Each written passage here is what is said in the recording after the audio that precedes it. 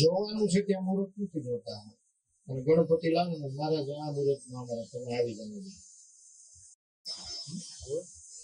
નથી જોવાનું ત્યાં. ગણપતિ દાદા બેસે એમાં મુહૂર્ત જોવાનું કોણે કીધું એ મને સમજાતું નથી.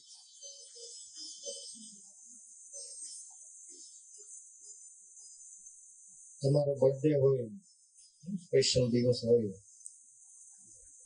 તો કોઈનો સવારમાં ફોન આવે, કોઈનો રાત આવે, કોઈનો બપોરે આવે. આપણે એમ કહીશ મુહૂર્ત તો જો ભાઈ, મુહૂર્ત જોઈને કર.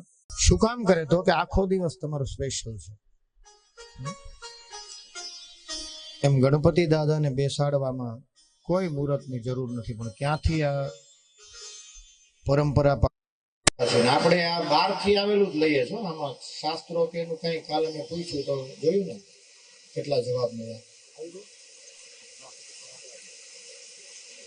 લોકોને મુખમાંથી નીકળેલી વાત છે ને આપણે પકડી લઈ છે. પેલા આમ કીધું, પેલા આમ કીધું.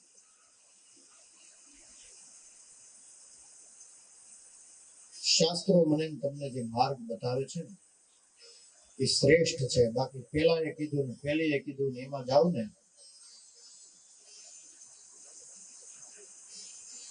એટલે તમારું મન ચકડોળે ચડે. પછી પૂજા સાઈડ મારે શંકાઓનું ઘર થઈ જાય મનમાં. ગણપતિ બાપા છે ને એ મુહૂર્તની ઉપર બિરાજમાન થયેલા છે. એની પૂજામાં મુહૂર્ત જોવા જશો ને, ભગવાન રામનું ગાદી તનું મુહૂર્ત હતું. બાપજીના ગુરુ મહારાજના વચનને દશરથ મહારાજને કીધું ગુરુ મહારાજે કે જ્યારે રામ ગાદી પર બેસે ને એ જ શુભ મુહૂર્ત છે. તદેવ લગ્નમ સુદિનમ તદેવ તારા બલમ ચંદ્ર બલમ તદેવ વિદ્યા બલમ દેવ બલમ તદેવ લક્ષ્મી પતે તેન્દ્રિયુગમ સ્વરામ.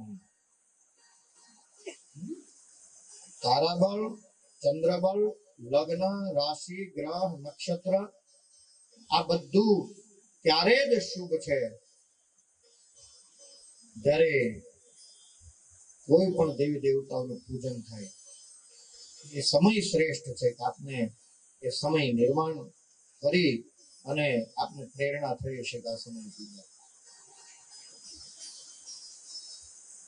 જે સમય તમે ભગવાનની પૂજા કરવા બેસો એ જ શ્રેષ્ઠ મુહૂર્ત છે. એ ગણપતિ હોય, શિવ હોય કે લક્ષ્મીનારાયણ ભગવાન હોય કે ભાગવતજી હોય,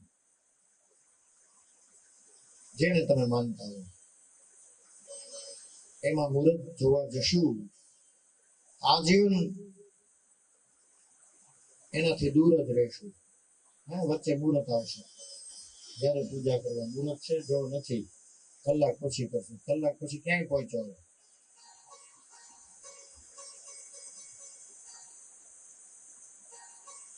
પેલા તો સમજવું જોઈએ કે આપણે મુહૂર્ત ક્યાં જોવાનું છે.